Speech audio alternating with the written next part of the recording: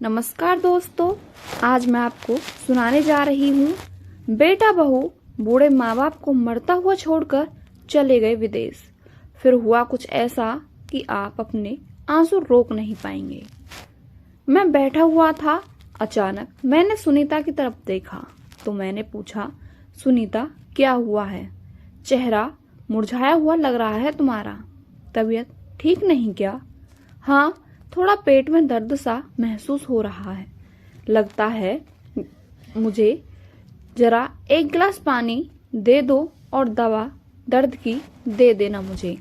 हाँ, अभी देता हूँ, तुम घबराओ नहीं। गोली खाकर सुनीता सो गई। मैंने सोचा रसोई में नाश्ते के बर्तन पड़े हैं, झूठे वो साफ कर देता हूँ और दोपहर के लिए मूंग दाल की खिचड़ी चढ़ा देता हूँ कुकर में। उसकी तबीयत खराब है, आज उसको परेशान नहीं कर सकता। उसे कुछ हो जाएगा तो मैं अकेला कैसे जीऊंगा? आजकल यही चिंता सताती रहती है मुझे। मेरी उम्र 80 साल की हो गई है और वो 75 साल की है। जानता हूँ दोनों एक साथ नहीं मरेंगे, एक आगे जाएगा तो एक पीछे। लेकिन जो पीछे जाएगा वो अकेला रह जाएगा। हमेशा यही सोचता हूँ, अगर मैं गया पहले तो वो कैसे रहेगी अकेली मेरे बिना, और वो गई तो मैं कैसे रहूंगा उसके बिना। शादी के इतने साल एक दूसरे के साथ रहने के बाद इतनी आदत हो जाती है एक दूसरे की, दोनों का अस्तित्व एक सा हो जाता है जैसे अपने ही शरीर का हिस्सा हो। लड़ाई झगड़े नोक झोंक तो चलती रहती है उम्र भर, लेकिन इसका अर्थ यह नहीं कि शादी में प्यार नहीं है। मैं उससे बहुत प्यार करता हूँ और उसके बिना अकेले जीने की सोचने से भी मेरी रूह कांपने लगती है। हम दोनों अकेले रहते हैं। एक बेटा है, वो नोएडा रहता है अपने बीवी बच्चों के साथ। फोन पर बात होती है रोज, हर महीने पैसे भेजता है। वो कहता है, पापा आप इधर आ जाओ मेरे पास रहने के लिए, पर हम नहीं जाते। ऐसा अक्सर मैं लोगों से कहता हूँ जब भी वो मेरे बेटे के बारे में पूछते हैं। दरअसल मेरा बेटा इसी शहर में रहता है अपने परिवार के साथ। पहले हम सब साथ रहते थे, पर हम लोगों की आपस में नहीं बनी और हम अलग हो गए। मेरे पास 2 घर हैं, एक 2 कमरों का और एक 3 कमरों का। मैं सुनीता को लेकर 2 कमरों वाले घर में शिफ्ट हो गया। मैं अपने बुढ़ापे के दिन इज्जत और शांति से गुजारना चाहता था, इसलिए अलग हो गया। मैं और सुनीता दोनों की सरकारी नौकरी थी। हमें पेंशन मिलती है जिससे हमारी गुजर बसर आसानी से हो जाती है। अपनी मर्जी से आजादी से जीते हैं, शान से। उसके पैसों पर निर्भर नहीं हैं हम।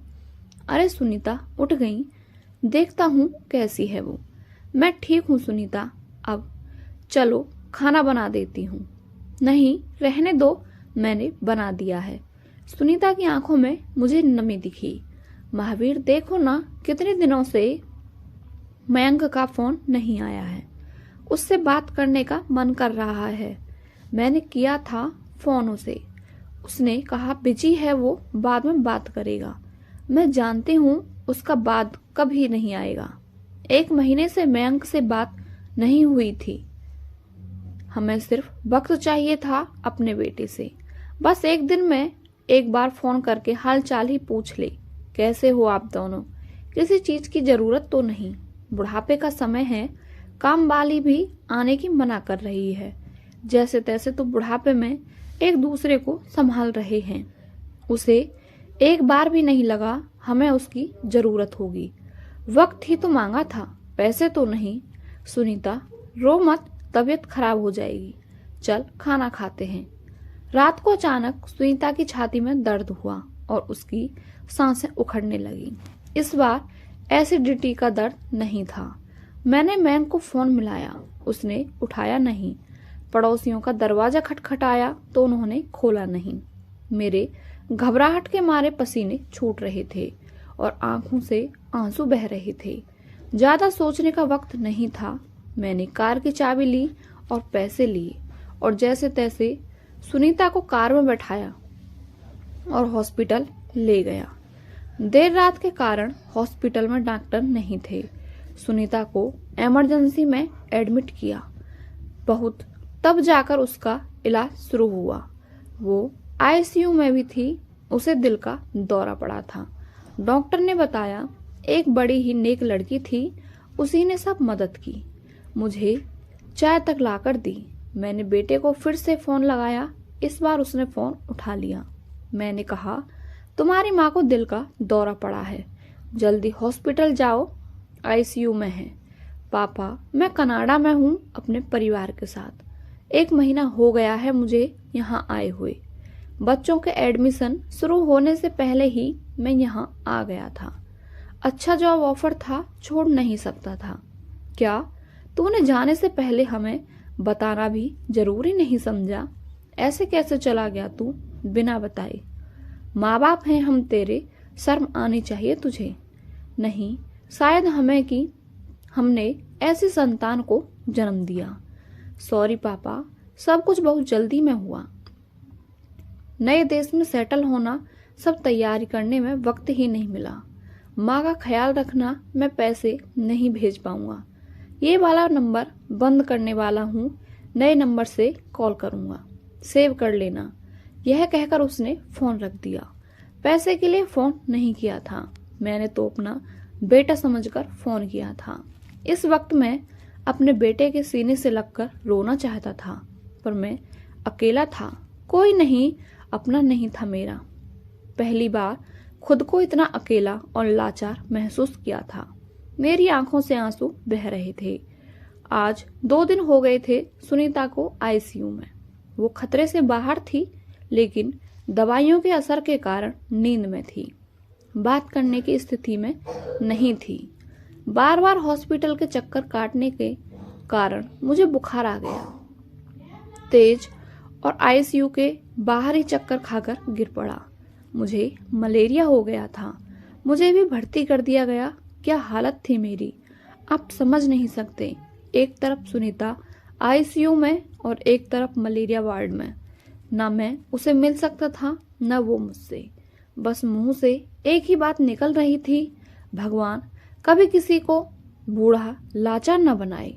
बीमारी बुढ़ापे की कमर तोड़ देती है और सहारा देने वाला कोई नहीं होता। हम दोनों को सहारे की जरूरत थी, पर कोई सहारा देने वाला नहीं था। मलेरिया से ठीक हो गया था। सुनीता भी वार्ड में शिफ्ट हो गई थी, मगर मैं अभी उससे मिल नहीं सकता था, क्योंकि उसको मुझसे इन्फेक्शन हो सकता था। डॉक्टर मेरी सारी कहानी फोन पर सुन चुकी थी। वो जान गई थी हम अकेले हैं। वो मेरे पास आई, चलिए अंकल, आप मेरे घर चलिए कुछ दिन रहने के लिए, आपको केयर की जरूरत है। नहीं बेटा, तुमने कहा यही बहुत है, मैं कर लूंगा अपनी देखभाल कैसे भी, तुम परेशान मत हो। परेशानी कैसी, मैं अकेली रहती हूँ। मेरे माता पिता अब इस दुनिया में नहीं हैं। न जाने क्यों मुझे आप में अपने पापा की झलक दिखी। प्लीज आप ना मत करिए। डॉक्टर मुझे और सुनीता को घर ले गई। घर पर हमारा ख्याल रखने के लिए एक नर्स रख दी। सुनीता अब ठीक हो गई थी। बार बार पूछती, मयंक को फोन मिला दो, आपने उसको बताया नहीं होगा हमारी तबीयत के बारे में। उसे पता होता तो वो हमसे मिलने जरूर आता। मैं हंसने लगा। क्या हुआ, ऐसे क्यों हंस रहे हो?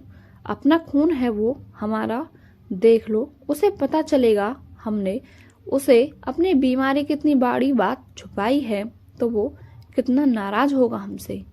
सुनीता मेरे मना करने पर भी खुद फोन लगाने लगी। मयंक ने फोन उठाया और कहने लगा, माँ अभी रात हो रही है, मैं सोया हुआ हूँ, सुबह उठकर बात करूंगा, और फोन काट दिया। सुनीता सुबह ही तो है, फिर उसने ये क्यों कहा रात हो रखी है? सोया हुआ हूं मैं, पागल हो गया है क्या यह लड़का? शायद सुनीता ने देखा नहीं, ये बाहर का नंबर था। वो कनाडा चला गया है अपने परिवार के साथ। 1 महीना हो चुका है। मैंने फोन किया था जब तुम आईसीयू में थी। सुनीता हैरान थी, रो भी नहीं पा रही थी। वो मेरे गले से आकर लग गई और रोने लगी। आपने कैसे किया होगा सब कुछ अकेले। मेरी बीमारी, आपकी तबीयत, यही सोचकर ही मेरा जी घबराता है। सुनीता, तुम परेशान मत हो। मैंने भी उस वक्त बहुत लाचार, अकेला महसूस किया था खुद को, पर तुम्हारे लिए खुद को कैसे तो संभाल लिया। जब तुम हो मेरे साथ तब तक मैं बूढ़ा जरूर हूं, पर लाचार और अकेला नहीं। डॉक्टर के कमरे में गई सुनीता, कहने के लिए कि अब हम जाना चाहते हैं अपने घर। देखा तो डॉक्टर बुखार से तड़प रही थी। महावीर और सुनीता डॉक्टर को हॉस्पिटल ले गए फटाफट। डॉक्टर को डेंगू हुआ था। डॉक्टर को हॉस्पिटल में रहने के लिए बोला गया था। सुनीता और महावीर ने उसका बहुत ख्याल रखा। डॉक्टर के ठीक होने के बाद महावीर ने कहा अब वो जाना चाहते हैं अपने घर। बहुत तकलीफ दी तुम्हें बेटा, उसके लिए शुक्रिया कहकर जो तुमने हमारे लिए किया, मैं उसका अपमान नहीं करना चाहता। भगवान तुम्हें हमेशा खुश रखे। सुनीता ने डॉक्टर को गले से लगाया और रोने लगी। डॉक्टर ने भी कसकर सुनीता को गले लगाया और मेरी तरफ देखकर बोली, मैं अपने माँ पापा से फिर से अलग नहीं होना चाहती। प्लीज रुक जाइए पापा, प्लीज। यह सुनते ही हमारी आंखें भर आईं और हम अपनी बेटी के घर रुक गए हमेशा के लिए। आज हमारे एक बेटी जिसके साथ हम दोनों बहुत खुश हैं। अब मुझे सुनीता की चिंता नहीं है कि मेरे जाने के बाद उसको कौन संभालेगा।